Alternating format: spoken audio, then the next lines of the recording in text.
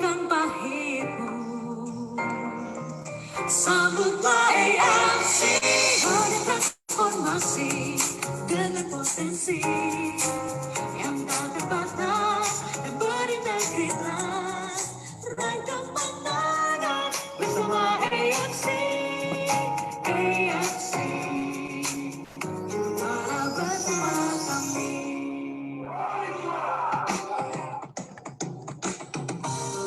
Buka hatimu, raih mimpimu, baik dari dirimu.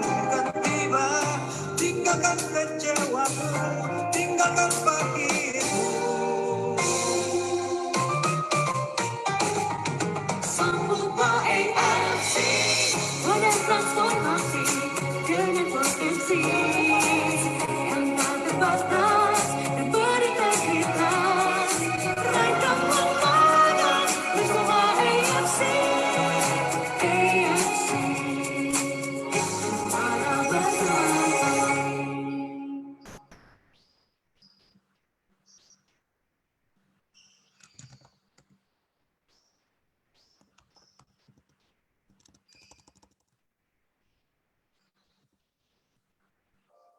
Apakah kamu merasakan suatu musim baru tak datang?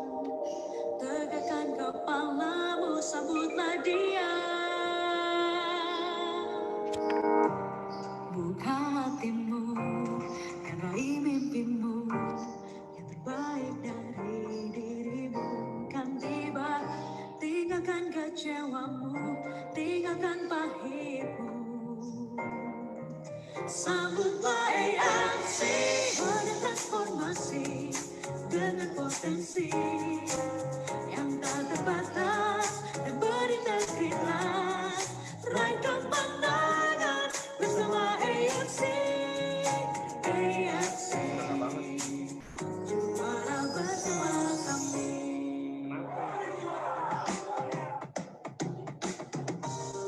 Buka hatimu, raih mimpimu, baik dari dirimu. Kan tiba, tinggalkan kecewamu, tinggalkan pahitmu. Sambutlah AFC, wadah transformasi dengan potensi yang tak terbatas dan berintegritas. Raih kemenangan bersama AFC, AFC, juara bersama kami.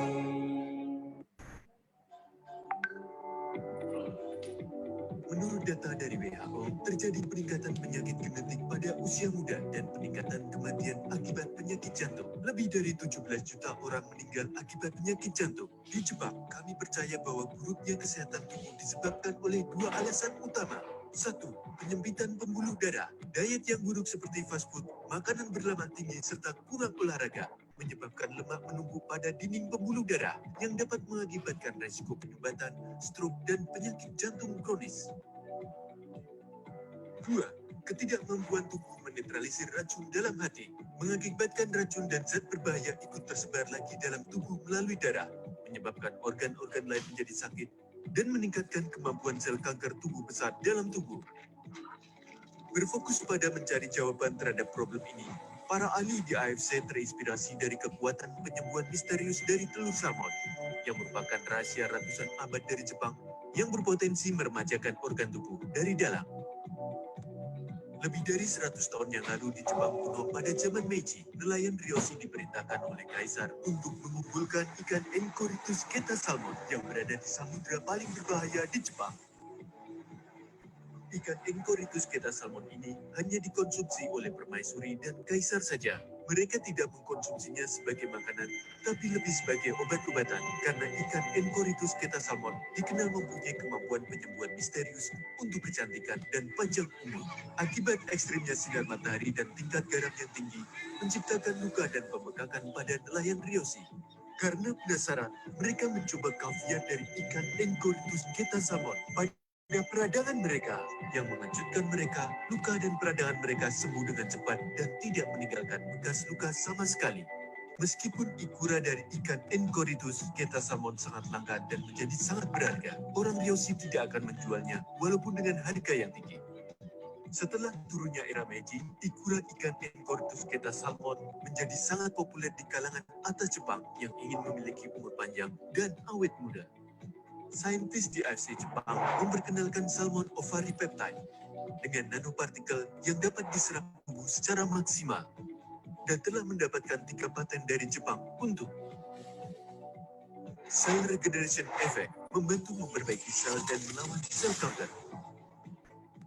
Efek in improvement of blood circulation, efek dalam memperbaiki sirkulasi pembuluh darah.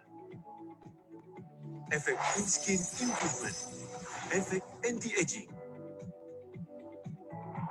Dengan glutathione membantu membersihkan liver. 100% safe, halal, GMP, dan sertifikat bebas radiasi. SOP 100+. Reverse aging process from inside out in 8 weeks.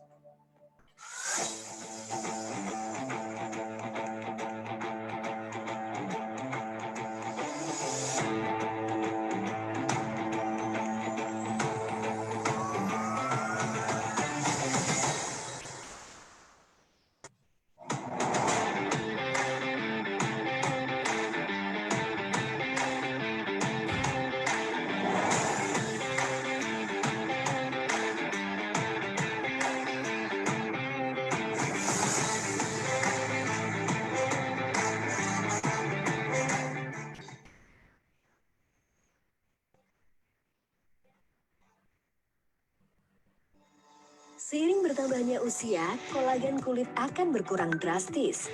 Akibatnya, sinar matahari dan radikal bebas membuat ceramide. Lapisan bagian atas kulit akan rusak, sehingga menyebabkan kandungan air dalam kulit menguap, mengakibatkan kulit menjadi kering, flek, dan berkerut. Para peneliti di AFC memperkenalkan terobosan terbaru dalam reshoot aging process, memperkenalkan Utsukushi beauty supplement untuk mengembalikan proses penuaan 10 kali lebih efektif dari suplemen kolagen biasa dan memiliki 3 paten untuk anti-tumor agent, immune activating effect, dan therapeutic agent on hepatitis C. Utsukushi akan membantu proses peremajaan kulit dari dalam tubuh dengan 3 simple step. Step pertama, memberikan nutrisi yang tepat untuk kulit.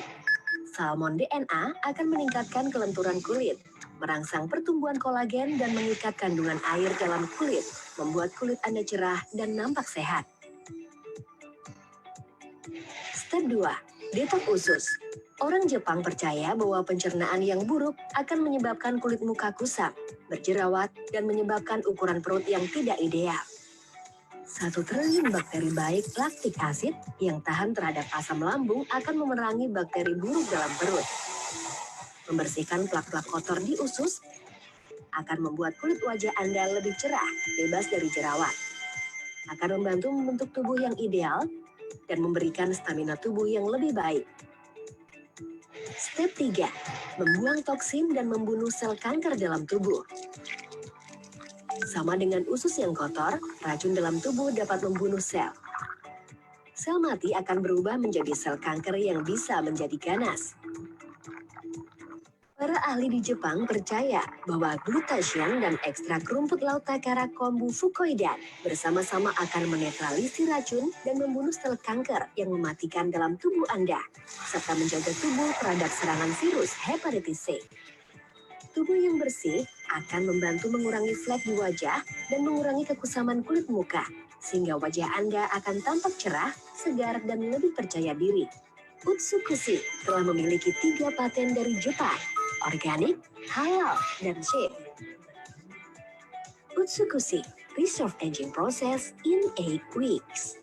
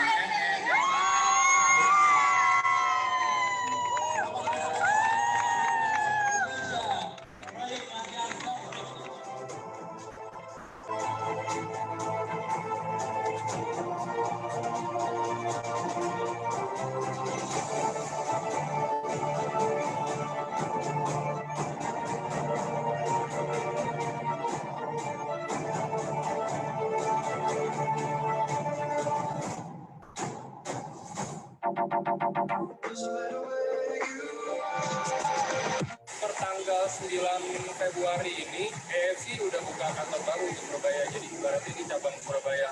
Mau lihat kantornya kayak gimana? Di sini akan ada 2 staff yang selalu standby di sini untuk melayani member-member yang mau self pick up ataupun ada ruang meeting satu di sini. Belum ada mejanya. Nanti mau baru dikasih meja. Untuk orang tabletop satu lawan satu atau yang saya mau cuma bertiga atau berdua kan nggak usah pakai ruangan. Ruang meeting kedua ini udah ada meja, jadi nanti ada gambaran. Ini hall utamanya. Tur singkatnya kali ini buat member-member yang ada di area sekitar Surabaya. Sampai ketemu.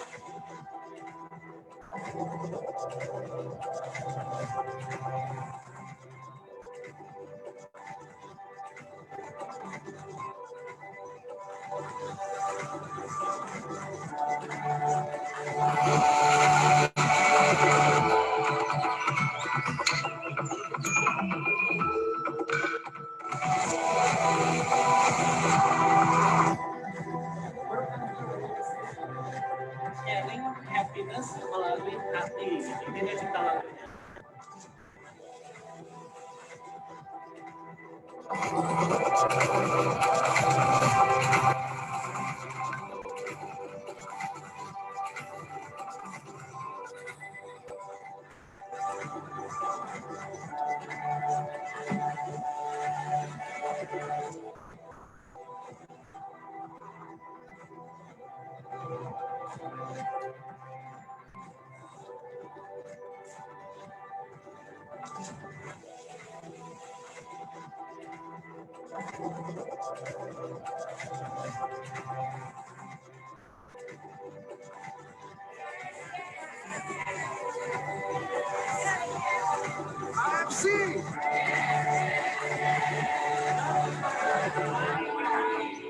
Ini semua yang akan membuat bisnis kita menjadi suatu momentum yang luar biasa.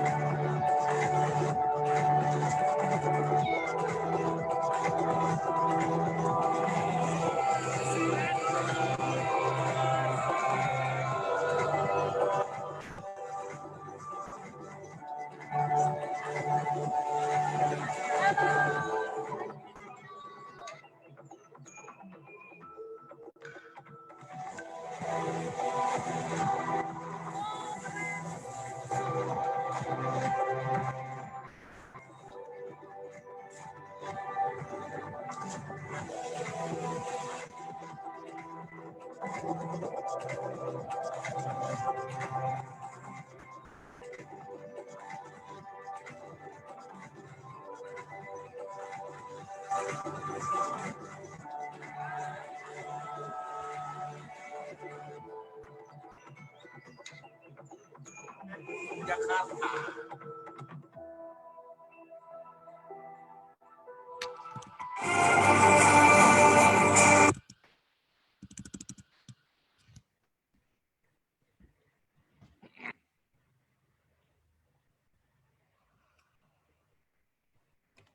Halo semua teman-teman, Bapak, Ibu semuanya. Hari ini mau ada acara sama Dr. Trevino kayak yang kemarin itu hari Senin.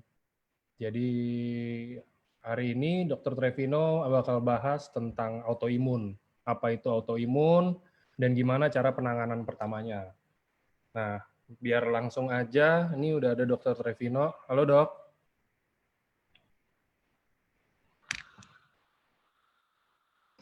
Halo, sorry, wait. Responnya agak lemot. Tadi nyariin tuh mikrofon di mana? Nah, udah, dokter. Dokter yang share ya, Dok ya? Oke. Oke.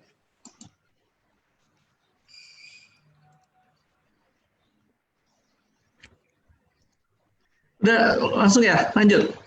Langsung aja, Dok, udah pada kenal. Kemarin kan baru ketemu waktu weekend. Oke. Iya. Bentar, saya cari slide dulu ya.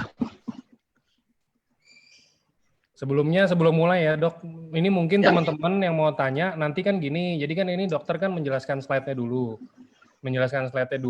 Takutnya kalau pada nanya sekarang, nanti chatnya tuh kecelup sampai atas gitu, ntar malah nggak kebaca sama saya. Jadi enak sebenarnya dokter lagi presentasi dulu, baru nanti emang udah lagi buka tanya jawab, baru nanti mungkin teman-teman bisa tulis di chat. Nanti saya bantu tanyain ke dokter. Oke. Oke. Bunyi itu lonceng 3 kali. Oke, langsung ya. Jadi ini tentang autoimmune disease ya. Hari ini saya diminta untuk menjelaskan tentang autoimmune disease dan saya mencoba membuat target bahwa setelah selesai kita para peserta ini mampu menjelaskan secara ringkas penyakit autoimun. Jadi jangan ribet deh, yang penting kita bisa menjelaskan secara awam, orang tidak perlu terlalu pusing atau menjelaskan secara medis ya. Tapi nanti kalau ada kasus-kasus yang ingin ditanyakan, juga barangkali kita bahasnya bisa japri ya, karena kadang-kadang kan rahasia pasien itu. Ya kalau kita siarkan begini aja 300 orang dengar kan nggak enak. Lalu yang kedua, Bapak Ibu bisa menjelaskan penanggulangan penyakit autoimun, dan dari situ juga mungkin kita bisa lihat nih justifikasi penggunaan produk ya. Kenapa sih produk ini diusung ya untuk bisa juga menanggulangi berbagai penyakit termasuk diantaranya autoimun. Nah sebelum mulai saya mau sharing dulu. Jadi pekerjaan saya dosen. Jadi, saya di sini sebagai medical expert. Saya juga dosen di FKUI di Fakultas Kedokteran UI. Dan kenapa sih saya bergabung di sini? Karena pertama saya di AFC ini melihat bahwa produk yang dibuat oleh Jepang ini scientific ya. Memang dia berangkat dari tradisi-tradisi mereka dengan makanan sehat dan sebagainya. Tapi setelah itu mereka juga membuat risetnya, sehingga ketika saya diperkenalkan dengan produk-produk SOP dan Utsukushi, saya melihat ini scientific juga, jadi bukan jual obat tanpa ada dasar, tetapi mereka melakukan suatu penelitian. Dan kebetulan juga saya juga pernah 2 bulan tinggal di Jepang, di sana sebagai dosen tamu. Nah di sana itu saya bisa melihat ya bahwa orang Jepang itu anes ya, mereka nggak berusaha bohong-bohongin kita. Jadi itu juga yang mungkin diwanti-wanti oleh AFC dari Jepang, bahwa ketika kita mempromosikan produk ini, kita juga jangan jual janji ya, tapi kita betul-betul melihat mana yang saintifik, ada mungkin bukti-buktinya, mungkin juga ada 1-2 testimoni, itu bisa membantu menjelaskan produk ini. Dan bukan berarti bahwa satu obat atau satu produk nutrisi bisa menyelesaikan semua masalah penyakit. Bukan ke situ arahnya kita bergabung di AFC ini. Lalu yang kedua, kenapa saya bergabung sebagai dokter? Karena memang juga saya lihat sini ya banyak dokter-dokter anti MLM, nggak suka dengan produk-produk komplementer seperti ini ya. Nah, kalau saya melihat bahwa ini adalah bagian dari holistic care. Saya di UI, saya mengajarkan kedokteran keluarga, dan kalau Bapak Ibu lihat di sini ya, ada Mandala of Health di samping kanan ini. Di sini tubuh manusia ini terdiri atas body, spirit, and mind. Ya, dan body, spirit, and mind ini berinteraksi satu sama yang lain untuk membuat orang itu sehat ataupun sakit. Orang ini hidup di dalam keluarga dan di dalam komunitas, punya budaya, ya, dan mereka ini berinteraksi satu sama yang lain, variabel-variabel ini untuk membuat orang itu sehat ataupun sakit. Nah, jadi dari sini saya bisa melihat, mungkin juga kalau Bapak Ibu lihat film Dr. Strange ya, kalau masih ada yang pernah lihat, jadi tidak semua bisa dijawab oleh Western medicine, ya. Jadi kalau dilihat ada complementary alternative medicine, itu sebenarnya istilah pengobatan sebagai komplement atau sebagai pengganti dari Western medicine. Ya, ini memang penamaan ini seolah-olah Western medicine lebih superior dari pengobatan yang lain, padahal sih sebenarnya enggak juga ya. Western medicine ini kebetulan dukun-dukun zaman Hippocrates dulu aja yang menang ya, karena dia jadi penjajah dunia, sehingga ilmu Western medicine meluas ke seluruh dunia. Tapi sebelum Western medicine ini meluas, kira-kira abad 15 ya, meluas. Sebelumnya sudah ada Chinese medicine, Japanese medicine, ada juga herbal di Pulau Jawa dan di pulau-pulau lain. Kalau nggak ada medicine pada era sebelum penjajahan Barat, nggak mungkin populasi itu survive. Ternyata populasi itu survive karena sejak zaman dulu kuman penyakit, ya, masalah radiasi dan sebagainya pasti ada. Ya, tapi kenapa orang ada yang survive dikasih dengan obat-obatan tradisional? Ya, kita sebutnya tradisional karena saya belajar Western medicine. Ya, tapi sebenarnya Western medicine itu ya salah satu aja sih dari antara semua medicine yang ada di dunia. Dan istilah complementary karena Western medicine ini dianggap dianggap yang paling luas, paling scientific lah dipakai. Tapi ternyata kalau kita lihat dalam gambar ini, baik di Amerika Serikat maupun di Jepang, ya banyak sekali juga orang yang menggunakan complementary medicine, bahkan lebih banyak di Jepang daripada di USA. Ya, jadi sebenarnya ya artinya complementary medicine yang diajarkan di Indonesia, di Cina, di Jepang itu udah ratusan tahun umurnya dibandingkan Western medicine yang baru masuk berdasarkan bersama-sama penjajahan. Jadi tentu saja lebih berakar ya dalam budaya dibandingkan dengan ilmu-ilmu yang baru. Nah, masuk ke topik kita pada hari ini tentang autoimmune disease ya. Kalau kita urai penyakit autoimun ya, auto itu aja sendiri, imun itu adalah pertahanan tubuh. Jadi ini kalau dirangkai kira-kira suatu penyakit yang timbul karena sistem pertahanan tubuh kita. Ya. Tadi penjelasan awal tentang kenapa saya tertarik dengan dengan SOP ini, dengan AFC, akan berkaitan dengan pembahasan selanjutnya mengenai autoimmune disease. Ya, dan ini penting untuk Bapak Ibu kuasai ketika kita menjelaskan autoimmune disease ini dan peran dari produk kita. Kenapa? Karena banyak sekali upaya mengcounter ya. Produk ini dibikin dia macam-macam lah ya, banyak berita-berita yang disampaikan, dan Bapak Ibu juga bisa melihat bahwa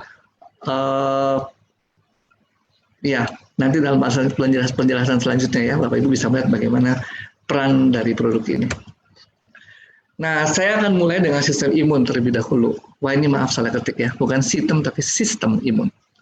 Sistem imun kita ini ada dua macam kalau dibagi besar, yaitu satu yang bawaan orok ya, satu lagi yang didapat.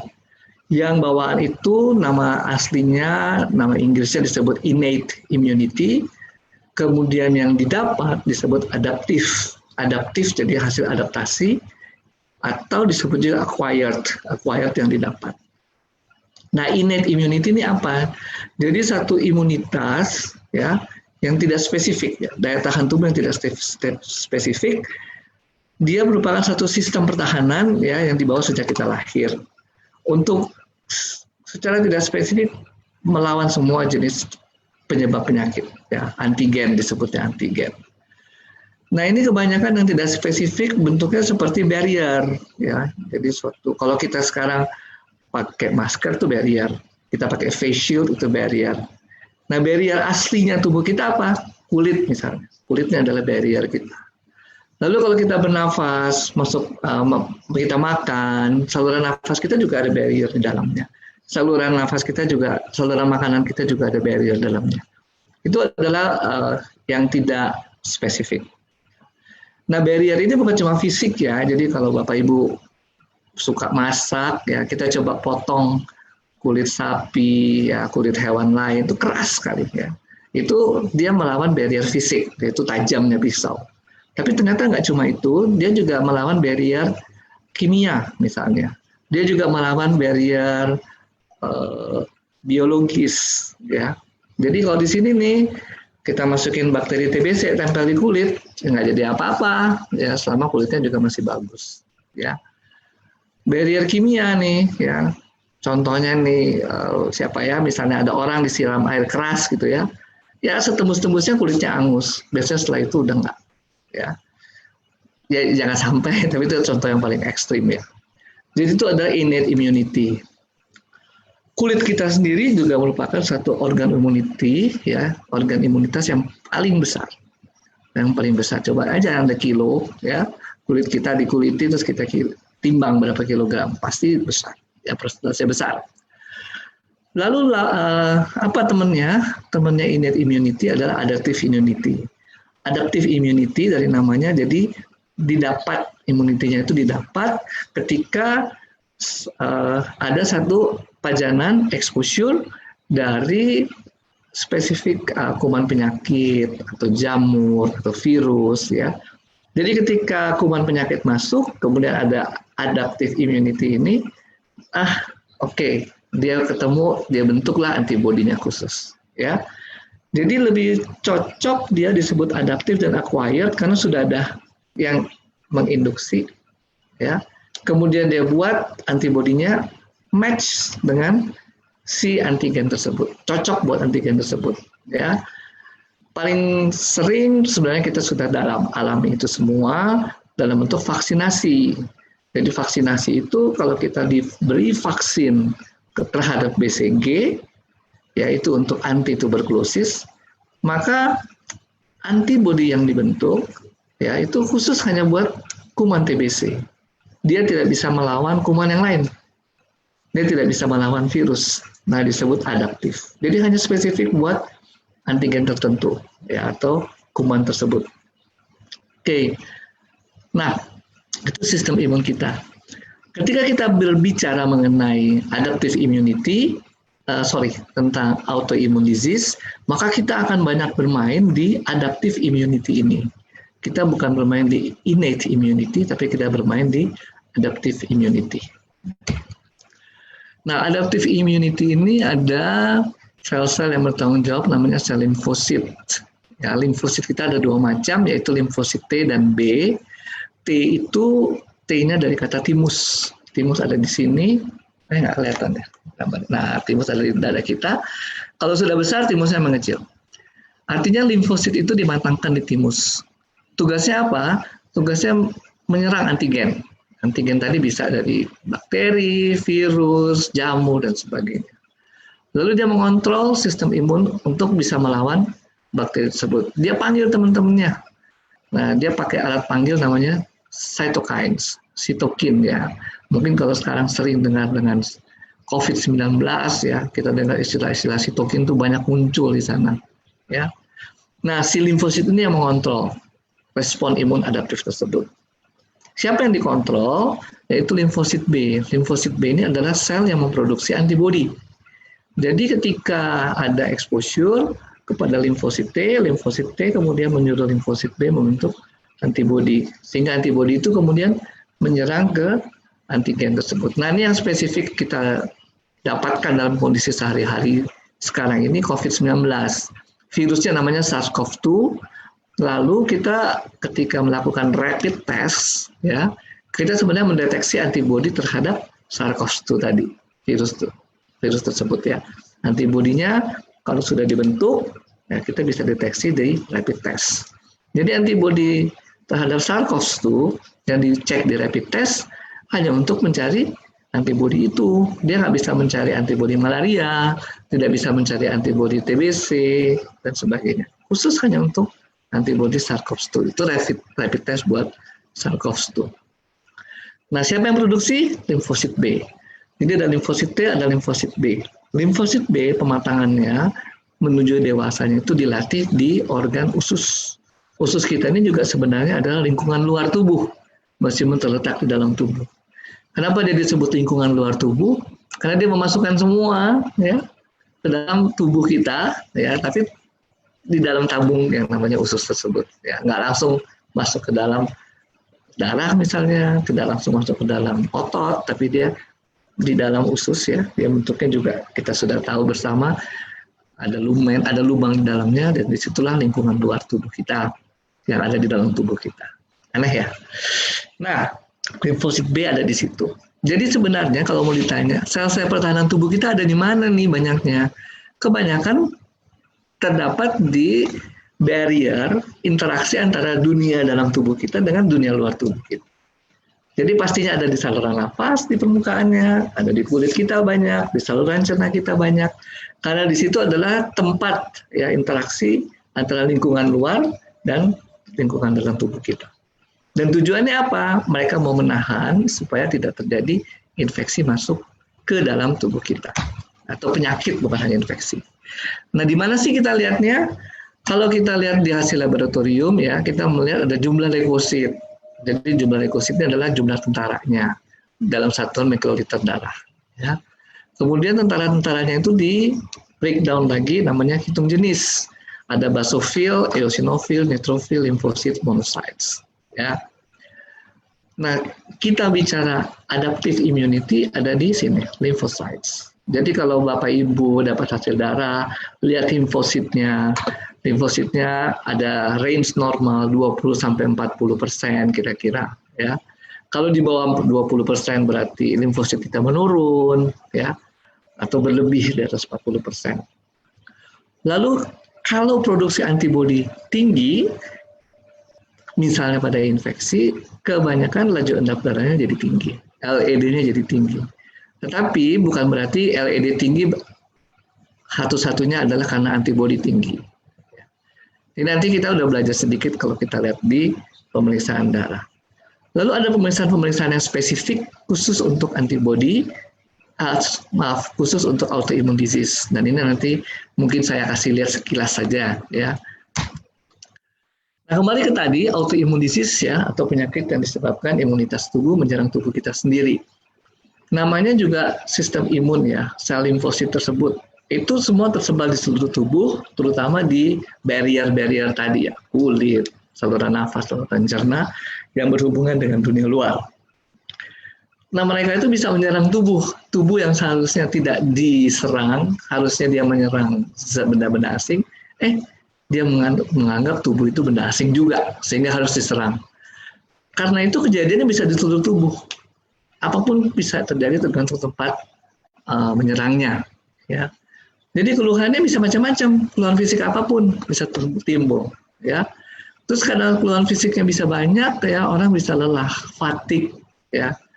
Sering juga lupa, gitu. Kemudian kadang-kadang karena lupanya itu untuk pekerjaan yang sederhana butuh waktu yang lebih lama, ya. Kemudian juga mungkin timbul peradangan sehingga kadang merasa demam, kedinginan, ya, atau nyeri-nyeri persendian dan sebagainya. Nggak spesifik. Jadi kalau ditanya infeksi virus, kayak gini juga keluhannya kira-kira. Itu infeksi virus, ya. Ada benda asing, virus masuk dalam tubuh kita. Nah ini seperti ini, ya. Benda asingnya bukan dari luar, tubuh kita sendiri dianggap benda asing, ya. Nah ini Bapak Ibu bisa lihat gambarnya diambil dari internet sini, ya. Nah ini organ tubuh kita nih, timus ya, yang di rongga dada, kemudian di sini ada rongga-rongga atau bagian-bagian tubuh yang banyak pertahanan di bentengnya nih, tonsil, amandel, kelenjar getah bening. Kelenjar getah bening banyaknya di sini, leher juga ada, di ketiak ada yang bisa teraba, di selangkangan juga ada, ya. Kemudian organ-organ lain ini juga limpa ya di sedikit di dalam lambung sini, di bawah lambung. Lalu ada di sini adalah sumsum tulang. Sumsum tulang ini gunanya apa? Gunanya untuk memproduksi sel-sel tadi yang disebut leukosit dan teman-temannya atau timnya ya. Leukosit itu nama besarnya kayak TNI, nanti ada angkatan darat, angkatan laut, angkatan udara. Nah ini ada neutrofil, ada basofil dan sebagainya. Oke. Nah, itu dibentuk oleh sumsum tulang, bone marrow. Kemudian autoimun disease itu kenapa bisa terjadi? Ada faktor dalamnya, mungkin ada faktor bawaan, ya, jadi ada genetik atau familial, ya, yang mempengaruhi produksi dari sel-sel putih ini. Berinteraksi dengan gaya hidup kita, ya, hormonal dalam tubuh kita, lalu dengan lingkungan kita. Jadi kalau kita lihat, aduh kok sekarang penyakit aneh-aneh, ya macam-macam ya. Ya nggak salah, karena kenapa? Ini merupakan hasil interaksi tubuh dengan lingkungan. Jadi ini bukan penyakit yang, artinya lingkungan kita ini berubah terus ya. Yang dulunya mungkin nggak ada, jadi ada. Ya. Lingkungan kita ini kan kalau kita lihat climate change, kemudian produksi dari polutan makin banyak, sehingga yang tadinya tidak ada, jadi ada. Ya. Dan yang ada ini kemudian menyebabkan malfunction pada kasus autoimun. Sehingga kemudian autoimun ini menyerang tubuh kita sendiri dan bisa terjadi di berbagai organ tubuh. Bisa di sistem endokrin, ini sistem hormonal kita, contohnya yang menyerang di pankreas, sistem hormonal kita. Ada di adrenalin, ya. Pokoknya itu sistem hormonal. Bisa menyerang di saluran cerna, jantung, kulit, tulang, sendi, semua. Ya, bisa mengalami autoimun. Lalu dunia kedokteran sendiri mengenal ada 15 diagnosis penyakit, ya, dan ada 80 kondisi yang berhubungan dengan autoimun. Ya, alergi misalnya itu juga sebenarnya imunitas tubuh kita juga yang bermain. Ya, ada reaksi sensitivitas, ya, untuk autoimun. Kalau penyakit-penyakit mungkin yang terkenal itu lupus, ya, SLE, ya, ada rheumatoid arthritis, kemudian orang meningkatnya bilang rematik ya, rheumatoid arthritis, ada multiple sclerosis, ini mungkin yang sering kita dengar, ya. Tapi ada banyak sekali penyakit autoimun. Sekali lagi, semua dasarnya sama, yaitu antibodi dibentuk oleh sistem imun kita melawan tubuh kita yang seharusnya tidak terjadi.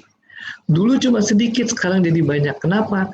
Karena perubahan lingkungan, karena banyak hal-hal yang baru, polutan baru, benda kimia baru, radiasi yang baru, itu semua membuat kerusakan dari sistem imun kita. Dan kemudian dia menyerang diri kita sendiri. Nah, bagaimana sih sekarang si dokter ini menanyakan? Ya, jadi kalau mungkin Anda dari Bapak Ibu, keluhannya nggak spesifik, kayak cepat lelah, capek, kadang nyeri di sini, sakit di perut, atau sakit di tempat lain, ya. Sakit timbul, sakit nggak timbul, kadang-kadang hilang, nggak jelas, nggak ada polanya. Itu salah satu ya, kita berpikir demikian. Ada juga mungkin yang spesifik timbulnya di kulit, misalnya kulitnya jadi merah, bersisik, ya, kering, dan sebagainya. Atau mungkin juga jadi sensitif terhadap sinar matahari. Yang tadinya nggak sensitif, sekarang sensitif. Mungkin itu juga salah satu ya tanda-tanda bahwa ini adalah autoimun. Ya, atau timbul rash ya di merah-merah di muka dan sebagainya, itu contohnya. Atau nyeri-nyeri di sendi. Jadi di dalam kita menggali riwayat, mungkin juga si pasien nggak bisa melihat polanya, dokter juga nggak melihat sesuatu gambaran yang spesifik. Lain kalau kita bilang ISPA, gitu ya. ISPA jelas nih, saluran nafas aja. Saluran nafas kalau terserang ya nggak mungkin diare bentuknya. Ada itu saluran cerna. Nah ini bisa macam-macam. Lalu ketika diperiksa, bisa saja mungkin kalau kelainannya kulit, kelihatan ya kulitnya jadi kering, bersisik, merah, ya. Atau kalau nyeri sendi, sendi-sendinya juga mungkin kelihatan bengkak dan sebagainya, ya. Nah ada laboratoriumnya, jadi laboratoriumnya ini banyak nih, ya. Bapak Ibu bisa melihat sendiri, mungkin yang sudah pengalaman juga dengan penyakit autoimun, bisa tahu bahwa penyakitnya ya, banyak ya. Ini bisa itu, tesnya macam-macam, ya. Mungkin saya nggak perlu jelaskan satu persatu, karena memang ketika kita menjelaskan nanti Bapak Ibu akan terjebak. Kalau Bapak Ibu dokter, atau mungkin berkecimpung di dunia kesehatan dan mau mendalami, kita bisa ngomong japri ya, atau bikin sesi yang lebih dalam. Tapi ketika dalam sesi seperti ini yang semua orang berbeda latar belakang, tentu seperti tadi saya bilang goalnya apa nih? Kita tahu prinsipnya. Prinsipnya apa? Daya tahan tubuh menyerang tubuh kita sendiri. Daya tahan tubuh yang mana? Daya tahan tubuh yang sifatnya adaptif. Adaptif maksudnya apa? Ada bibit penyakit, ya, ada agent penyakit. Si sel B, limfosit ini membentuk satu antibodi khusus bibit penyakit tersebut, khusus buat agent tersebut, khusus buat antigen tersebut. Nah, antigen tersebut, maaf ya ada suara anjing. Antigen tersebut itu ya bukan benda asing kali ini dalam penyakit autoimun, tetapi tubuh kita sendiri. Nah, itu yang kemudian menyebabkan serangan-serangan di seluruh organ tubuh, tergantung sistem imun kita itu melihat organ tubuh mana yang dianggap benda asing. Oke, prinsipnya di situ. Lalu apa yang akan dilakukan dokter? Ya, dokter akan memberikan pengobatan. Memang karena pengobatannya juga nggak ada yang spesifik ya. Umumnya berupaya menekan saja sih, menekan bagaimana supaya sistem imun itu tidak memproduksi antibodi yang menyerang tubuh sendiri. Itu ya. Jadi pengobatannya seperti itu. Dan memang tergantung penyakitnya, lokasinya di mana. Mungkin ada pengobatan-pengobatan yang spesifik. Tapi secara umum sebenarnya mengurangi peradangan. Dengan mengurangi ya kemerahan yang timbul, barangkali mengurangi nyeri, mengurangi bengkak ya. Itu semua adalah pengobatan yang diberikan. Nah, kembali ke sini ya, dan juga nanti Bapak Ibu bisa lihat bahwa ternyata bukan satu-satunya. Jadi ada diet, ada aktivitas fisik.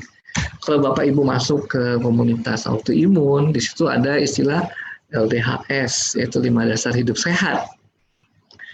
Jadi bukan obat, nggak satu-satunya obat. Ya, yang pertama saja ini gaya hidup bebas sehat. Gaya hidup sehat ini dia kasih contoh makanan yang bebas 5P.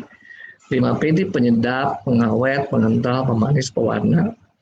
Itu semua adalah bahan-bahan kemikal yang mungkin dulu nggak ada. Atau kalaupun dulu ada, sifatnya natural, dari alam langsung. Tapi sekarang banyak bahan kimia. Ya. Memang serba salah nih. Bapak Ibu misalnya mau mengurangi risiko diabetes, makan pemanis. Tapi pemanis sekarang dikatakan sebagai salah satu yang harus dihindari dalam penyakit autoimun. Itu contoh saja ya, contoh.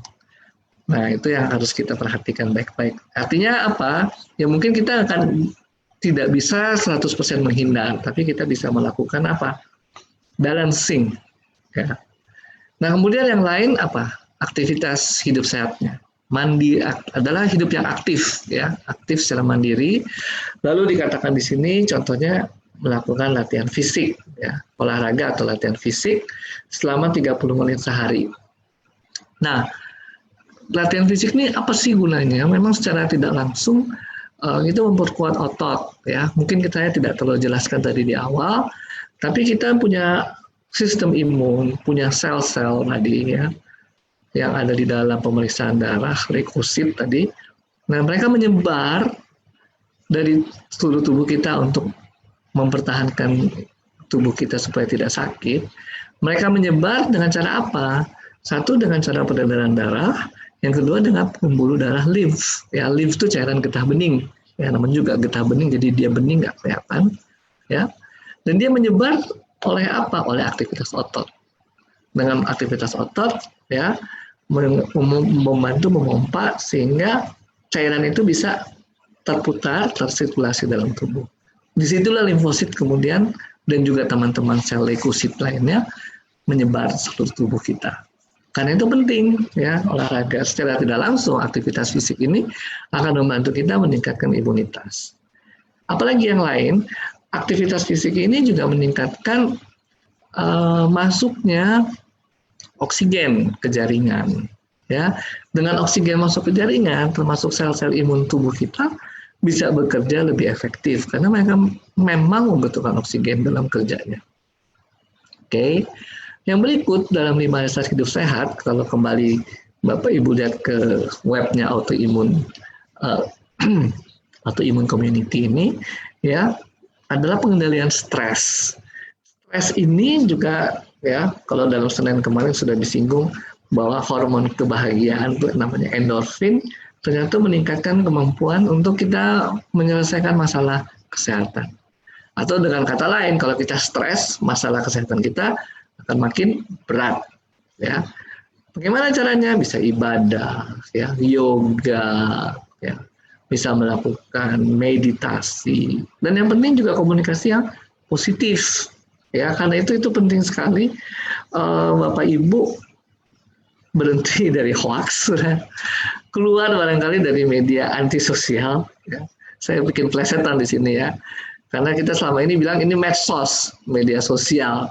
Tapi kenyataannya isinya apa? Media antisosial. Jelek-jelekin orang, jelek-jelekin tokoh, jelek-jelekin siapapun, ya, atau jelekin produk. Itu namanya media antisosial. Ya, bukan media sosial lagi, ya. Keluar dari situ. Karena itu merupakan stresor. Ya. Ternyata psikis kita, tadi Bapak Ibu lihat gambar Mandala of Health, itu mempengaruhi kesehatan tubuh kita. Ya. Lalu kita terus belajar, jadi cari informasi obat, ya. Kemudian hidup yang positif, ya. Hidup yang positif, bekerja secara cerdas, ya. Nanti kita lihat kaitannya dengan produk kita ini, ya. Lalu senyum setiap saat, itu menunjukkan bahwa kita ini mempunyai daya resilience, ya, daya tahan yang baik, ya, secara psikologis juga. Tersenyum setiap saat ini tersenyum yang tulus, ya, bukan kalau Bapak Ibu lihat di jalan ada orang senyum-senyum sendiri, ya, ngobrol sendiri. Nah, bukan senyum yang kayak gitu dong. Kalau itu udah kelebihan, ya. Tapi ini yang dimaksud adalah tersenyum setiap saat, tersenyum yang tulus, ya, bahwa Bapak Ibu mencerminkan hatinya juga lagi happy. Karena happy itu menunjukkan bahwa Bapak Ibu bisa melawan penyakit. Nah, ini salah satu yang saya mau kutip dari komunitas autoimun tadi, yaitu gaya hidup. Di dalam gaya hidup ini yang di highlights adalah mengenai makan. Jadi kalau kita lihat makan kita seperti ini, ya, ini piring makan kita ini yang bunda kita bagi dua. Lalu setelah bagi dua, 2/3-nya itu adalah karbohidrat, ya. Karbohidrat. Jadi kita ini disetting tubuh kita makan dalam bentuk karbohidrat, bukan dalam bentuk gula. Ya, bedanya apa? Gula itu molekul kecil, karbohidrat molekul besar, ya. Yang di dalam tubuh kita nanti dia pecah-pecah menjadi gula juga. Tapi kita diajar untuk makan yang karbohidrat. Mungkin yang penting dengan konteks autoimun kita, Bapak Ibu bisa lihat bahwa setengah dari piring ini isinya adalah sayuran dan buah-buahan. Mereka ini mengandung apa? Antioksidan, ya, antiinflamasi, ya. Lalu kalau lihat sayuran itu sebenarnya kalorinya sangat rendah, ya. Kemudian ada sih kalori yang tinggi sayurannya, daun singkong, sayur nangka, itu semua termasuk yang tinggi, ya. Tapi sebagian besar sayur tidak ada kalorinya. Lalu rendah antigen tadi yang 5P tadi itu rendah. Artinya apa? Kalau lihat di gambar ini makan makanan yang alami. Dengan makan makanan yang alami, kita rendah antigen. Oke. Nah sekarang kita lihat ke produk kita, ya. SOP itu punya paten nomor 1, cell regeneration effect, ya. Jadi sel-sel yang tidur diaktifkan kembali.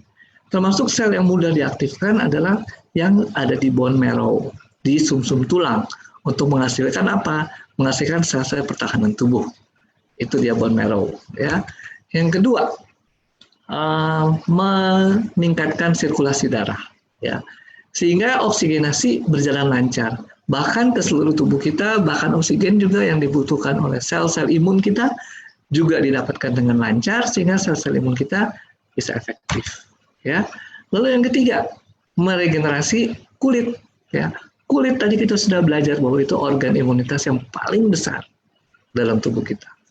Dan dia adalah barrier yang terluar untuk menahan semua, menahan fisik, kimia, biologis. Ya. Kalau itu bolong, tembus, di dalamnya pasti terpengaruh. Ya. Nah, itu adalah kerja dari produk SOP kita. Ya. Nah, kalau kita lihat di sini, Bapak Ibu bisa lihat ini produk SOP. Ya. Cari di sini ingredients-nya. Ya. Tidak ada gula, adanya pemanis. Ya, beda ya, pemanis membuat manis, tapi dia bukan gula. Sehingga kalau lihat ke bannernya, flyersnya autoimun tadi, termasuk rendah kalori dong, ya, karena nggak ada gulanya. Ya, Anda lihat juga produk Utsukushi, rendah gula, ya. Di dalamnya nih ingredients, jadi kalau dia ikut betul dengan BPOM, semua apa yang dikandung di dalam produk harus tertulis. Dan kita tidak melihat 5P di dalamnya. Di sini juga nggak ada, ya. Lalu tinggi zat antiinflamasi, anti radang, ya. Anti radang itu apa? Yaitu antioksidan. Antioksidan menyebabkan bisa menangkal zat stres oksidatif, ya. Stres oksidatif tersebut atau oksidatif reaktif itu dia yang membuat radang, merusak jaringan dan sebagainya. Nah, dengan adanya antioksidan itu mengurangi peristiwa perusakan jaringan, berarti mengurangi peristiwa radang. Bahkan secara khusus ya, si Utsukushi ini juga punya klaim produk yang menolong atau meningkatkan daya tahan tubuh kita melalui natural killer cell. Nah, jadi saya mau ringkas, sudah cukup panjang 30 menit ya saya berbicara. Autoimmune disease ya, atau penyakit autoimun, prinsipnya adalah tubuh kita membentuk antibodi melawan tubuh kita sendiri. Seharusnya antibodi itu dibentuk untuk melawan penyebab penyakit. Ya, penyebab penyakit itu apa? Bisa virus, bakteri, ya, jamur dan sebagainya, bahkan sel-sel kanker. Ya, itu sudah dianggap penyakit, ya, dianggap makhluk luar. Itu satu. Jadi antibodi dibentuk melawan tubuh kita. Antibodi itu dibentuk oleh siapa? Nah, itu dibentuk oleh sistem imun yang namanya adaptif tadi, oleh limfosit B. Nah, ini ada kaitannya nanti dengan ketika kita berbicara Utsukushi. Utsukushi itu mengaktifkan natural killer cell. Natural killer cell itu bukan produsen antibodi. Nama juga natural killer cell, dia sel pembunuh, ya. Semua dibunuh, termasuk sel kanker juga dibunuh, ya. Kerjanya dia bukan membentuk antibodi. Ya. Antibodi kerjanya dibentuk oleh sel B tadi, limfosit B, ya. Itu penting, ya, untuk Bapak Ibu juga mungkin bisa menjelaskan sedikit mengenai produk kita. Lalu kalau kita bicara mengenai ini karena ini makanan ya, nutrisi, produk kita adalah nutrisi, maka bermainnya di sini. Seperti slide yang di sebelah kiri, yaitu rendah kalori, ya, rendah zat antigen, rendah zat antiinflamasi. Ya. Nah, mungkin sekilas saya kembali lagi ke slide yang sudah lewat. Nah, ini dia. 5 dasar hidup sehat, ya. Gaya hidup sehat tadi kembali ke makanan, tadi kita sudah sampai pada kesimpulan tersebut. Aktivitas fisik, ya. Kemudian pengendalian stres, ya, terus belajar dan hidup positif. Hidup positif di dalam komunitas AFC ini sudah jelas dong ya, karena di sini dibilang bekerja cerdas. Kalau kita bekerja gotong royong seperti sekarang ini, itu merupakan bagian dari kerja cerdas. Karena dengan kita membentuk sistem, kita bekerja bergotong royong, kita menghasilkan suatu pendapatan, tapi kita nggak capek sendiri. Ya, kita bergotong royong dan semua happy, sehingga semua bisa tersenyum setiap saat dan semua bisa tetap sehat. Oke, barangkali itu saja yang bisa saya sampaikan terlebih dahulu. Saya pikir dengan kita bertanya jawab, ya, kita akan lebih detail. Saya mungkin juga sampaikan, saya tidak akan berbicara terlalu medis karena kita punya latar belakang banyak. Ya, kalau mau bertanya sesuatu yang sifatnya medis, saya pikir mungkin lebih baik japri atau ada kasus atau penyakit dan sebagainya. Kenapa? Yang dengar 500 orang nih sekarang, dengan latar belakang berbeda-beda. Nanti nangkepnya cuma sepotong yang ini, sepotong yang ini, ya nggak melihat secara konteks keseluruhan. Nanti kemudian sepotong yang kecil ini seolah-olah menjadi suatu kebenaran buat semuanya. Sekali lagi, mungkin kita jangan terlalu terjebak kepada medis, kembali kepada hal yang lain, yang awal tadi yang saya targetkan. Bapak Ibu bisa menjelaskan secara prinsip penyakit autoimun, lalu bagaimana menanggulanginya. Menanggulanginya tadi ada satu pengobatan, tapi yang penting adalah 5 dasar hidup sehat tadi. Dan 5 dasar hidup sehat tersebut diantaranya nutrisi. Lalu nutrisi, ya SOP maupun usukusi kita masuk dalam kriteria nutrisi yang disampaikan, yang saya kutip dari komunitas autoimun.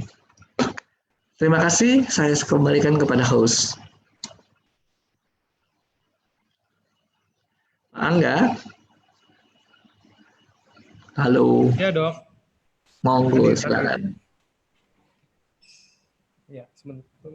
Oke, saya jadiin spotlight dulu. Oke. Nah, ini udah banyak banget nih, Dok, pertanyaannya. Bentar. Ada yang raise hand tadi.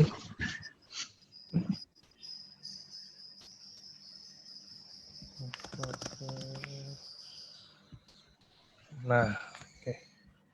Mulai aja ya, Dok, pertanyaannya, Dok. Oke.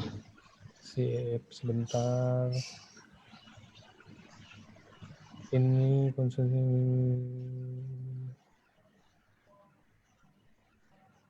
Ini sampai. Dok, mau nanya kalau psoriasis yang itu ya, yang pembekakan hati ya, Dok ya, pengerasan ya. Oke. Apakah bisa sembuh dengan SOP, Dok, selain usukusi? Kalau misalkan bisa pun minum berapa kali dalam 1 hari dan berapa lama, Dok? Oke. Jadi kalau istilah sembuh nih ya, istilah sembuh kan ini bukan obat satu ya, ini nutrisi ya. Kemudian supaya kita nggak terjebak. Kedua, testimoni ada ya bahwa orang-orang yang psoriasis juga mengalami perbaikan. Terus yang ketiga, berapa lama dan berapa banyak sebenarnya itu nggak bisa dibilang ada dosis ya. Saya sebenarnya waktu Senin kemarin menghindari kata-kata dosis ya. Jadi ya kita minum aja 2 kali 1 sesuai anjuran. Kalau kita mau tingkatkan karena karena efeknya bagus, silakan ditingkatkan. Ya, biasanya kita menghitung kebutuhan berdasarkan berat badan. Ya, seperti itu. Makin besar berat badannya, ya tentu mungkin makin banyak kebutuhannya. Tapi juga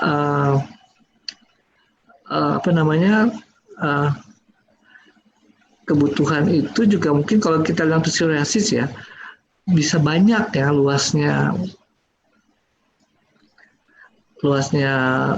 lesi. Kalau banyak ya mungkin kita perlu banyak juga ya, sehingga kita nggak bisa bilang bahwa hanya segini, bisa kasus per kasus bisa beda-beda. Oke. Nah, itu yang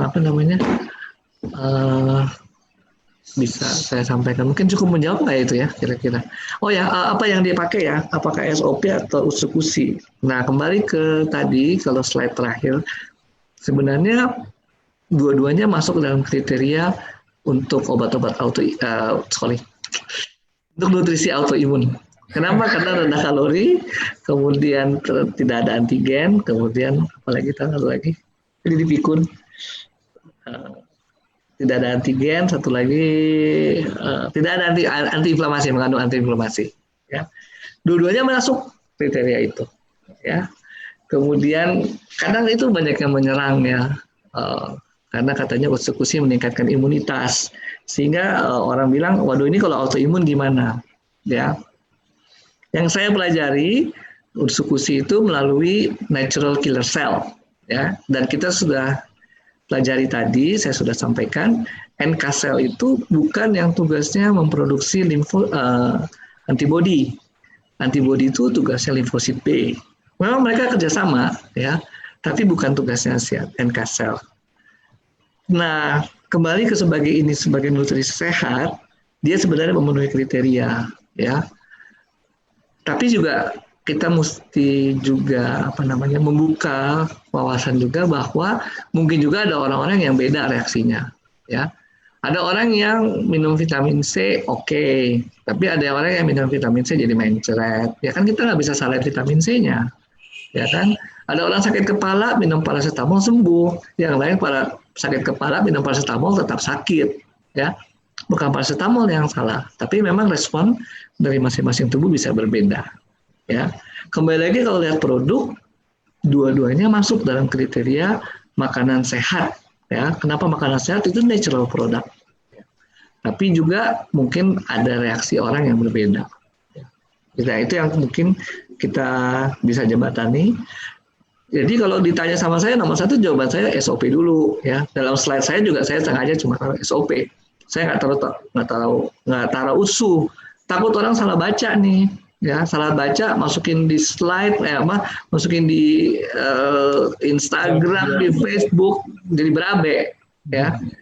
Nah, mendingan SOP udah lebih jelas dalam konteks gini, dia meregenerasi sel, bone marrow kita memproduksi sel-sel darah putih, ya itu cocok, ya, nggak apa-apa emang itu untuk melawan penyakit, ya. Kemudian SOP melancarkan peredaran darah. Oksigenasi masuk ke seluruh jaringan, ya semacam itu dulu ya. Saya nggak mau kita terjebak dengan usukusi karena sempat jadi rame ini, ya sempat jadi rame. Tapi padahal sih kalau menurut kriteria makanan sehatnya sih masuk ya. Oke. Sangat menjawab dok harusnya itu. Iya. Oke, ini lanjutnya ini dok. Anak teman saya sepertinya autoimun, mungkin karena badannya gatal-gatal sampai luka basah dok. Umurnya baru 12 tahun, kemungkinan anak ini masalahnya dari dalam, bukan dari kulit, walaupun akibatnya adalah gatal-gatal dan lain-lain. Karena waktu dia usia 5 atau 6, problemnya emang udah ada, dok. Jadi tiba-tiba sembuh sendiri setelah 1 atau 2 tahun, terus sekarang muncul lagi. Nah, kira-kira minum SOP atau UTSU atau keduanya, dan sebaiknya berapa banyak? Soalnya dia udah mulai cobain sih kayaknya SOP dan UTSU, cuman mau nanya berapanya. Oke. Diagnosisnya saya nggak bisa bilang ya, itu tergantung dari dokter yang memeriksa, kan saya juga nggak memeriksa. Sekali lagi, kalau gambarannya adalah kulit, kemudian digaruk, basah, jadi luka gitu ya, tentu dengan SOP bisa. SOP kan tadi ada klaim efek nomor 3-nya, yaitu meregenerasi kulit ya. Kulit kita diperbagus oleh SOP. Nggak masalah, ya boleh. Anda boleh makan SOP itu. Demikian juga kalau mau pakai usukusi, ya secara ininya sih nggak masalah. Kalau kulit terbuka, risiko untuk infeksi. Nah, usukusi meningkatkan antibodi, meningkatkan daya tahan tubuh. Maaf nih ya, sorry, delete. Meningkatkan daya tahan tubuh melalui NK cell. Ya, aduh ini salah omong terus. Ya, itu usukusi. Ya, NK cell adalah pertahanan tubuh yang tidak spesifik. Semua yang dilawan, ya, semua dimakan sama dia. Oke, boleh dua-duanya dipakai. Oke, next ya dok. Ya. Autoimun itu apa bisa mengakibatkan kelopak mata itu agak susah ngebuka dok? Mata nyaman kalau terpejam sebentar, tapi kalau kena sinar matahari, kekuatan mata untuk ngebuka itu berkurang katanya. Ya, kembali pada prinsip tadi ya. Prinsipnya itu adalah antibodi menyerang tubuh kita sendiri, ya. Mana yang diserang, ya itu kemudian gejalanya timbul seperti itu. Ya, saya nggak bisa detail bilang bahwa kelopak mata adalah salah satu gejalanya. Ya saya nggak tahu juga. Tadi memang saya juga sebutkan bahwa orang bisa sensitif terhadap sinar matahari, tapi itu bicaranya kulit sih, bukan mata ya. Apakah jadi sensitif terhadap mata? Ya mungkin nanti kita perlu japri-japrian lagi atau saya cari informasi lebih lanjut. Kalau diserangnya saraf juga bisa terpengaruh. Ya. Kalau sarafnya saraf yang mengangkat bola mata, kelopak mata ya bisa terpengaruh juga. Ya. Tapi emang nggak ada yang spesifik ya. Sekali lagi bisa seluruh tubuh tergantung bagian tubuh kita yang diserang. Oke, next-nya ini. Saya umur 23 tahun, baru merasakan gatal-gatal dan bahkan sering bengkak di bibir dan mata. Kalau cuaca dingin, makan udang atau ikan tongkol, langsung muncul gatalnya. Bisa juga asam lambung saya naik, gatalnya pun muncul. Apa ini golongan autoimun, dok? Saya udah konsumsi SOP 6 bulan dan Utsukushi baru jalan 2 bulan, tapi masih kayak begitu. Apa gimana tuh, dok, lebih baiknya?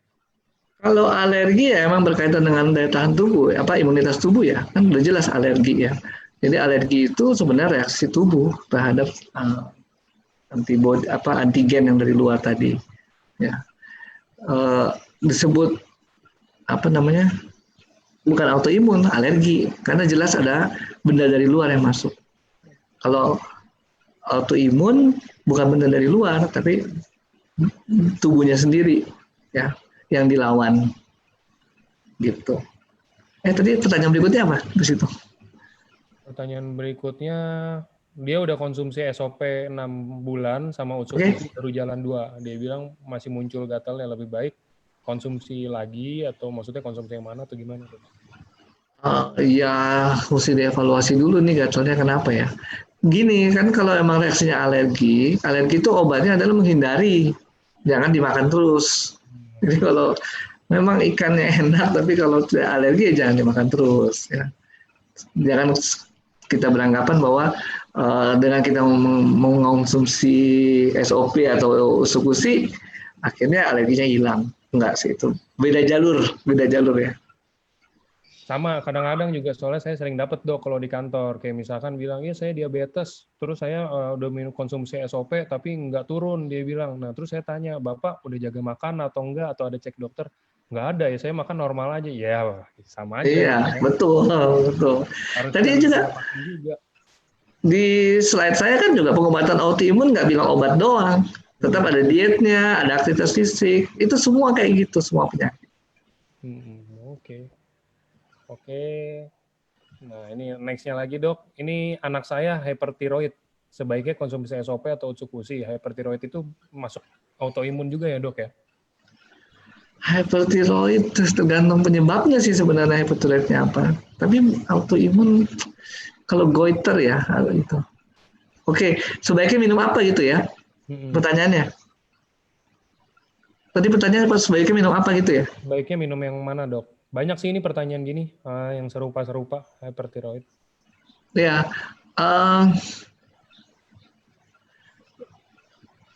kalau menurut saya sih gini, kalau kita kembalikan lagi ya sekarang ke reaksinya apa sih sebenarnya hypertiroid yang terjadi ya, karena bisa macam-macam penyebab. Nah kalau kembali ke konteks autoimun ya, produk kita ini oke, ya, mau itu Utsukushi maupun itu SOP ya, kriteria makanan sehatnya sih oke, terpenuhi sebenarnya ya. Lalu yang lebih saya highlight di sini memang peran dari si SOP ini ya, dalam hal apa? Dalam hal dia meregenerasi sel, ya, dalam hal dia meningkatkan perbaikan tubuh ya. Jadi kalau misalnya mau ditanyakan makan apa, ya sekarang kalau dalam konteks bicara ini makan SOP aja dulu ya. Tapi kalau mau coba Utsukushi sebenarnya juga bukan sesuatu yang masalah ya. Tapi dengan catatan tentu saja tiap-tiap orang punya reaksi individual yang kadang-kadang mungkin bukan yang kita inginkan. Oke. Nextnya, nah ini saya nggak tahu nih kalau untuk Hashimoto, dok, dosis yang dianjurkan, maksudnya untuk minum SOP dan Utsukushi itu berapa? Mendingan kita itu japri aja kali ya Hashimoto itu. Ya, nanti ngobrol-ngobrol. Karena kita juga ini sekali lagi ya, ini makanan sehat, kita nggak bicara dosis. Ya, anjurannya adalah 2 kali 1. Dan kemudian kita merasa bahwa itu nggak cukup, silakan ya. Kenapa bisa kita merasa nggak cukup? Kita boleh menambahkan sekali lagi berkaitan dengan berat. Ya, biasanya kalau obat selalu ditanya berat badan, ya. Dan kemudian masalahnya, luasnya masalah atau besarnya masalah. Ya. Kalau tadi saya kasih contoh psoriasis, makin luas kulit yang terkena ya lebih baik makin banyak makannya. Gitu. Nah Hashimoto ini juga mungkin kita mendingan japri-japri aja dulu ya apa yang terjadi ya, sehingga kita bisa ini memberikan jawaban yang lebih spesifik. Tadi saya ada awal khawatir nih kalau kita ngomongnya medis ya terlalu Nanti kan latar belakang kita beda-beda semua. Ya, jangan sampai nanti menangkapnya nggak total gitu ya. Oke. Oke, nextnya ada ini. Dok, kalau konsumsi SOP dan UTSU yang dibarengi sama konsumsi obat diet, apa mengurangi efektivitas SOP dan UTSU? Juga efektivitas obat dietnya? Obat diet itu maksudnya apa nih? Nggak ada ya? Sorry, bukan yang nanya. Apa SOP dan UTSU mengganggu aktivitas obat diet? Fat burn gitu kali ya dok ya? Apa? Fat burner ya, mungkin. Sorry apa? Fat burner. Kayak yang setipe-setipe itulah, yang untuk biar kurus, apa gitu-gitu loh dok. Oh. Ya, khususnya orang kalau obat-obat chemical gitu bukannya autoimun nggak boleh ya? Nanti mau menginduksi mendingan nggak usah aja, cari produk-produk alami. Kalau mau diet juga dihitung aja butuh kalori berapa. Jangan terlalu banyak makan-makan yang ini. Makan-makan yang ini ya, terlalu chemical. Nah, ini ada yang belok dari autoimun, tapi kayaknya sering nanya nih kayak begini. Untuk ambeien gimana dok? Bagusnya SOP atau SOP UTSU atau gimana dok? Gantung derajat ya. Kalau derajatnya udah tinggi, besar, sebenarnya pengobatannya operasi ya. Itu juga saya harapkan juga member semuanya ada obat apa penyakit-penyakit yang memang mesti operasi lah gitu ya. Jangan semuanya dianggap bisa selesai gitu. Karena apa? Kalau saya kasih contoh tumor misalnya kanker gitu ya. Kanker udah sebesar 2 kg gitu. Terus kita suruh natural killer cell kita makan untuk kanker. Lama baru kecil kankernya ya. Jadi angkat aja pakai operasi biar cepat. Itu contohnya ya.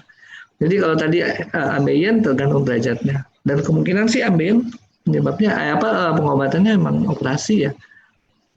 Boleh makan SOP itu untuk apa? Misalnya untuk pasca operasi pasti kan banyak jaringan rusak yang perlu recovery. Nah itu akan bermanfaat di situ. Oke, nextnya ini. Kalau untuk orang yang sel darah putihnya berlebih dok, dianjurkan untuk minum usukusi tetap atau gimana dok? Oke. Kasusnya apa nih? Lebih ini ya, maksudnya kayak leukemia gitu ya kali ya? Penyakit kanker darah bukan? Nggak tahu nih. Bukan yang nanya. Salah, ini cuma baca pertanyaan. Oke. Kebanyakan sih ya, kebanyakan kalau yang namanya sel darah putih berlebih, kalau lebihnya masih oke-oke aja, biasanya infeksi nih. Lebih tapi oke aja ya. Jadi kalau misalnya batasnya leukosit itu kan 5.000 sampai 10.000. 11.000, 12.000, 15.000 itu masih mungkin karena infeksi, biasanya naik dia. Tapi kadang-kadang juga kalau kanker darah, oke, itu juga bisa tinggi. Oke, nah kembali ke pertanyaan tadi, usukusi mau dikasih apa enggak? Kalau saya sih saya kasih, ya. Kenapa saya kasih? Itu kan dia mengaktifkan NK cell. NK cell itu klaimnya apa? Bisa membedakan cancer sama non cancer. Ya udah kasih aja, ya. Kemudian NK cell itu juga adalah sel-sel yang pertahanan tubuh non spesifik, ya. Jadi kalau ada virus, ada jamur berkeliaran dalam tubuh kita, perlu NK cell untuk ini, ya, membunuh, ya. Kasih kalau saya sih. Oke, ini ada yang nanya tentang vitiligo dok. Apa masuk autoimun nggak itu? Lebih baik SOP atau UTSU? Umur 4 tahun katanya. Oke. Itu mungkin japri aja deh ya. Masuk ini saya juga mesti belajar lagi vitiligo ya. Vitiligo, oke.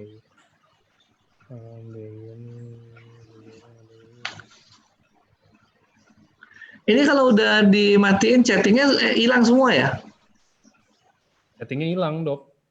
Oh, direkam kali supaya bisa dijawab satu-satu atau terus di-share. Direkam. Iya sih, coba sebenarnya saya bisa kayaknya saya tarik deh. rekam, nanti saya jawabnya di Word aja. Saya jangan jawab di.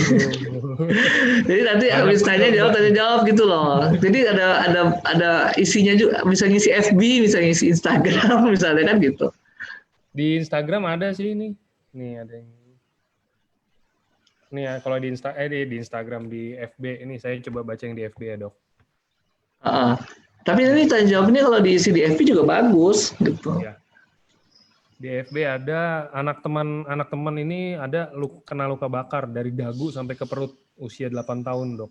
Oke. Kalau cocoknya dikasih SOP atau UTSU? Dua-duanya cocok. Ya, karena SOP meregenerasi sel, kulit juga. Luka bakarnya derajat berapa nih ya? Terus UTSU kenapa? Karena dia pertahanan tubuh. Begitu kulit terbuka kan, pertahanan tubuh yang paling luar rusak. Ya, udah infeksi. Nah, itu dikasih UTSU supaya NK selnya aktif. Nih. Oh, bisa, Dok. Nih, kata Dokter Alam, di-blok aja semua chat. Nanti saya blokin deh, nanti saya kasih ke dokter ya. Oke. Thank you, Dokter Alam. Nah, ini suami saya gagal ginjal, cuci darah seminggu 2 kali, asam urat 9, kreatinin 6,4, dan ureumnya 87. Sebaiknya minum SOP aja atau ditambah UTSU, dan sehari kira-kira berapa, Dok? Oke, ini bukan autoimun kayaknya nih ya mungkin. Iya. Oke, itu japri aja ya nanti ya, ini aja. Kalau penyakit, kalau yang autoimun,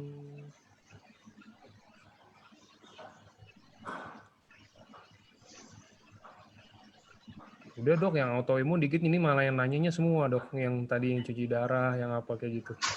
Oh gitu. Ini ada nih autoimun IBD UC, anak umur 12, mau minumnya SOP atau UTSU atau SOP aja cukup, Dok? Ya sekarang gini, saya juga berkaitan dengan kontroversi yang terjadi ya, makanya saya akan ngomong SOP dulu sekarang. Ya, mungkin Bapak Ibu sempat ada yang tahu terjadi sesuatu di belakang layar sana, makanya saya juga nggak mau slide saya terlalu menyebutkan UTSU, nanti rame lagi. Tapi kira-kira begitulah. Kalau mau dibilang sebenarnya kembali ke ingredients-nya dibandingkan dengan, itu sengaja saya kutip dari kelompok komunitas autoimun ya, bahwa ingredients-nya itu memenuhi persyaratan diet untuk autoimun pada dasarnya ya. Terus tadi juga saya singgung bahwa kerjanya bukan membentuk antibodi ya. Jadi sebenarnya oke ya. Tapi kalau sekarang mau ditanya, SOP dulu yang diberikan. Oke. Next-nya ada nih, Dok, kalau kena hypertiroid ya, terus pantang salmon sama seafood, apa boleh masih konsumsi SOP, Dok? Kan SOP dari salmon. Ini banyak yang bertanya ke saya, kalau saya alergi ikan masih boleh nggak konsumsi SOP? Oh, saya juga bingung tuh jawabnya tuh kadang-kadang. Dites aja. Dites aja 1 gram sama 1 saset. Jadi alergi apa enggak ya. Terus terang sih kan ikan itu kan yang kita makan ototnya ya, daging ikan itu kan ototnya ikan, kita kan jarang makan tulangnya ikan ya. Atau kita ada sih yang makan telur ikan, kaviar itu ada ya, ada sih yang makan, tapi juga makanya sekarang kalau orang alergi ikan, alergi apanya nih? Kalau alergi dagingnya mungkin ya, nggak alergi telurnya. Ini kan juga bukan telur lagi, ini kan selaput membran dari ovarium ya. Jadi saya sih bilang sih sebenarnya nggak ada nih alerginya. Tapi kalau takut, khawatir, coba dulu ya. Nanti masih ada ngelesnya lagi saya. Ternyata kelihatannya alergi nih. Pakailah CTM, pakailah cetirizine, terus minumlah SOP. Tapi itu ilmu hitam ya, ilmu hitam. Kalau alergi ya hindari alergi, itu aja sih. Ini ilmu hitamnya aja. Ke saya STM. Oke. Oke, ini next-nya ada. Kalau saya ini autoimun spondyloarthritis, minum SOP kok mahnya nggak enak ya, Dok? Mahnya nggak enak.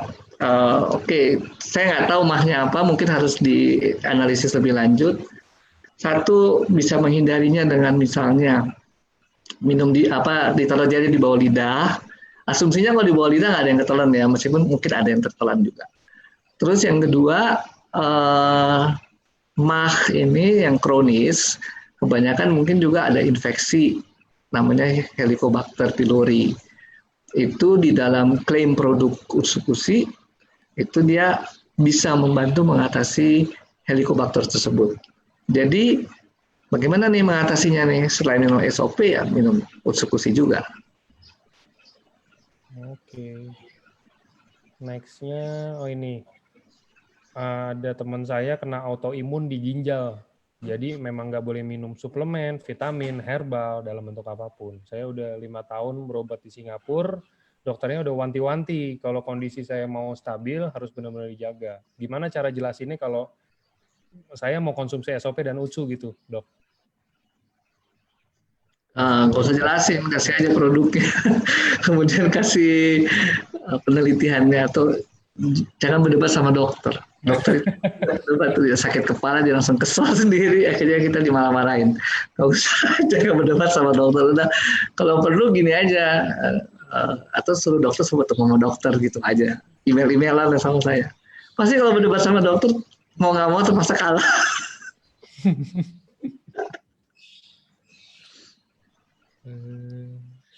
Nah ini tadi udah nanya nih yang autoimun ankylosing spondylitis, udah minum sehari 2 saset sejak Maret. Ada perbaikan sih, tidurnya bisa lebih enak, tapi masih sakit dok. Kira-kira ditambah nggak lagi nggak? Jadi berapa saset? Ya, sakitnya ini kan mesti dievaluasi, mungkin sarafnya meradang dan sebagainya ya. Dan meradang tuh kenapa gitu kan ya, harus dicari lagi penyebabnya. Jadi oke, boleh kita tambahin 2 saset karena dia punya efek sebagai apa? Antioksidan ya di dalam SOP tersebut. Nah, itu mungkin bisa membantu sehingga anti stres oksidatif tadi ya. Perusakan jaringan berkurang, radang berkurang, termasuk saraf juga bisa jadi nggak terangsang lagi.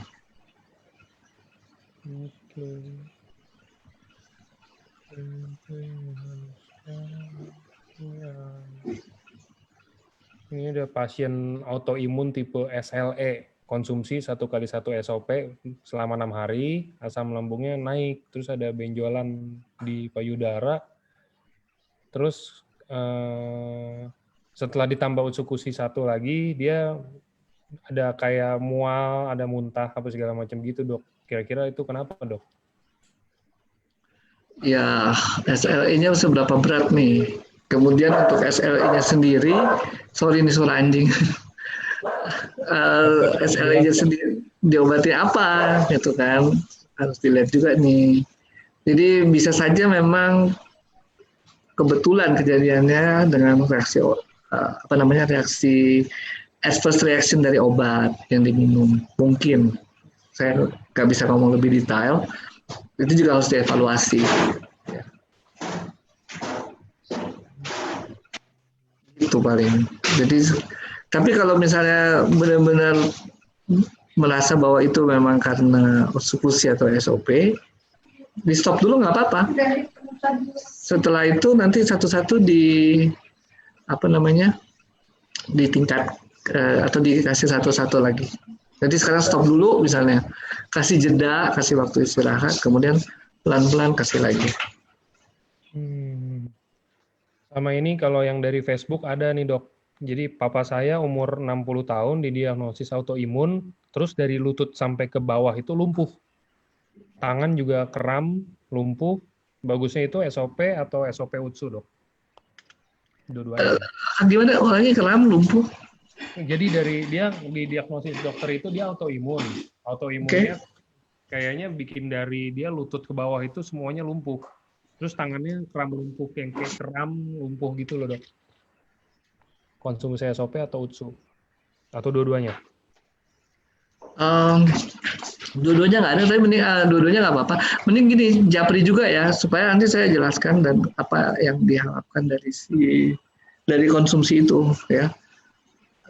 Apa mengharapkan lumpuhnya hilang atau mengharapkan apa yang lain, mungkin itu harus dijelaskan juga ya. Jangan sampai nanti kita mispersepsi nih.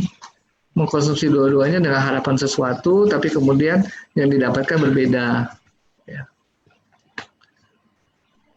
Oke, ini kalau autoimun rheumatoid arthritis dia sudah Ya. minum SOP 2x1 sehari, tapi setelah minum SOP malah terasa sakit. Tapi kalau diminum 1x1 tidak sesakit minum 2x1. Ini harus gimana? Apa harus ditambah UTSU juga, Dok?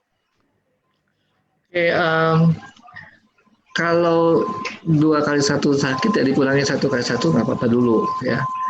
Memang kan tubuh juga membutuhkan waktu ya ketika dia mendapatkan suatu tambahan baru ya. Saya seperti orang dikasih istilah detox gitu ya.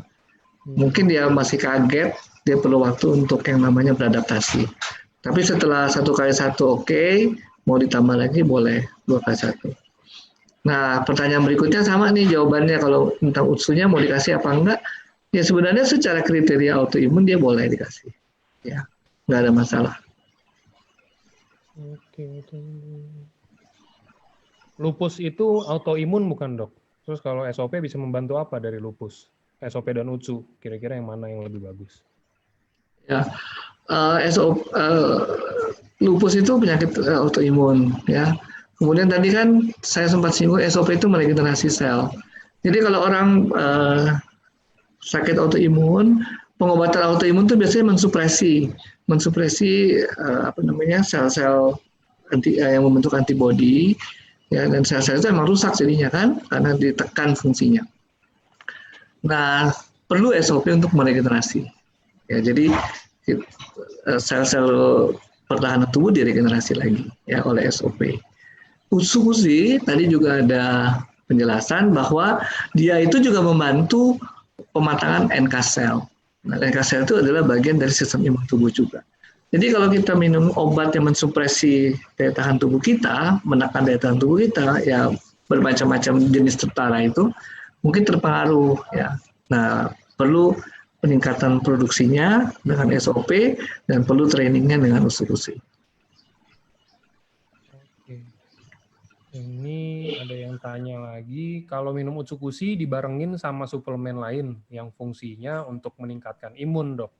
Apa bisa menyebabkan cytokine storm? Oke. Apa nih, echinacea bukan maksudnya ya? Saya kurang tahu juga cytokine.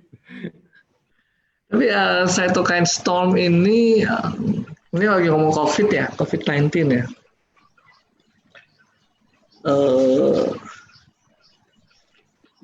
Saya takut nanti ini nggak jelas nih konteksnya nih, mendingan japri kali ya. Nanti soalnya yang nangkep 500 orang nih. Nanti saya juga takut salah jawab juga. Oke. Nggak, nanti soalnya ditangkap. Padahal mungkin konteksnya COVID-19 ya. Kita kan nggak tahu. Oke. Ngomong-ngomong COVID-19 agak tricky sekarang. Iya, lagi semuanya itu FB aja kemarin saya dapat itu kan news nggak boleh post-post yang tentang COVID lagi itu saya. Iya. Soalnya istilah cytokine storm itu kan munculnya di COVID-19. Ya, nanti tolong itu mungkin japri aja atau gimana ya. Kalau ini Dok, nextnya, kalau ada orang dengan hypertiroid, apa harus seumur hidup minum PTU propanolol? Apakah SOP dan UTSU bisa bantu itu atau ngurangin dosis dari obat dokter? Nah, belief itu penting. Ya, kalau kita yakin ya, sebenarnya tubuh kita juga bisa merecovery ya. Hanya timingnya itu memang kita nggak bisa atur baik-baik ya. Oke, untuk sementara perlu obat. Tapi dengan kita mengkonsumsi suplemen, itu berusaha kita mereduksi supaya obat itu diturunkan.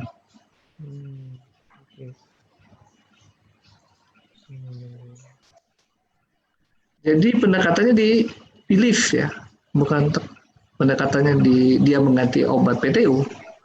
Pendekatannya di belief, ya, belief dan kemudian bahwa dengan belief itu mempengaruhi kita untuk recovery. Oke. Ini oh ini ada penderita autoimun osteoartritis. Kakinya udah mulai bengkok Dok, tapi nggak ngerasain sakit. Apa itu menandakan sakitnya makin parah? apakah konsumsi SOP-nya harus dilanjutin apa gimana, Dok? Apa ditambah Otsukushi mungkin maksudnya ya? Ya, ya ini kalau itu makin mengkok ya makin parah pasti kan harusnya lulus ya. Dan SOP-nya aja ditingkatkan dulu ya. Kemudian ya jangan satu-satunya kali, mungkin dia perlu vitamin D kali, perlu berjemur juga ya. Jadi bukan satu-satunya kita bersandar di satu penyelesaian masalah. Oke. Oke, Dok. Kalau autoimun jenis anemia hemolitik dosis nggak pakai dosis lagi sekarang ya, Ibu. Jadi ini maksudnya lebih ke arah minum SOP-nya berapa banyak gitu. Ya, kembali anjuran dari AFC adalah 2 kali 1 saset ya. Kemudian kita tidak mengalami reaksi-reaksi yang nggak kita harapkan, kita tingkatkan 2 saset, 2 kali 2 saset pun tidak nggak apa-apa. Kita tingkatkan lagi 3 kali 2 saset atau 2 kali 3 saset, sebenarnya nggak ada masalah ya. Yang penting kemudian begini, ketika kita menyelesaikan satu masalah ya, penyelesaiannya itu multifaktor ya. Seperti tadi contoh aja untuk autoimun, nggak cuma obat kan, ada dietnya juga, ada aktivitas fisik juga. Itu semua penyakit sekarang ngomongnya gitu ya. Karena kembali ke mandala of health tadi yang namanya sehat itu psikis, biologis dan juga spiritual ya. Dan kemudian ada faktor-faktor lingkungan yang mempengaruhi. Oke, Dok. Mungkin ini last ya, Dok ya, soalnya udah mulai pada habis juga pertanyaannya. Oke. Ya, ini kalau kena autoimun itu emang nggak boleh jemuran ya? Maksudnya berjemur gitu kena matahari atau lebih bagusnya gimana, Dok?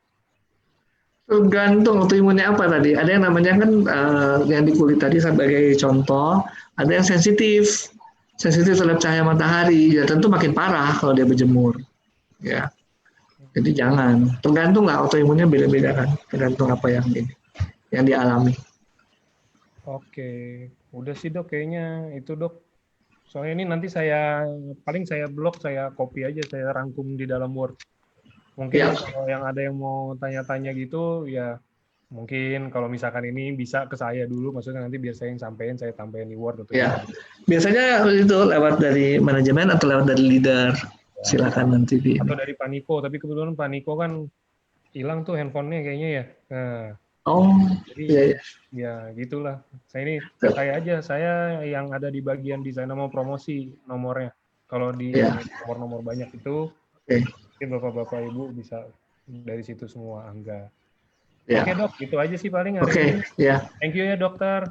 Oke, sama-sama. Terima kasih banyak atas perhatian Ibu semua. Selanjutnya, Dok. Selanjutnya berarti apa? Mau pada nanya semua sih dia tadi. Oh, Dok, bahas kalau minggu depan stroke apa kayak gitu-gitu. Boleh aja. Yang penting ini apa sesuai permintaan aja. Stroke sama hipertensi itu boleh tuh. Itu satu topik lah bisa. Umum tuh ya. Apalagi hipertensi. Kemarin lockdown di rumah semua makannya ya kan semuanya. Ya. Atau COVID-19 juga menarik. Boleh COVID-19 kalau mau, itu juga menarik. Iya, oke. Coba nanti nggak apa-apa kita diskusiin dulu aja, Dok, mau apa next ya. Sip. Oke, thank you, Dokter. Oke, terima kasih juga perhatian Bapak Ibu semua. Mas Angga, terima kasih.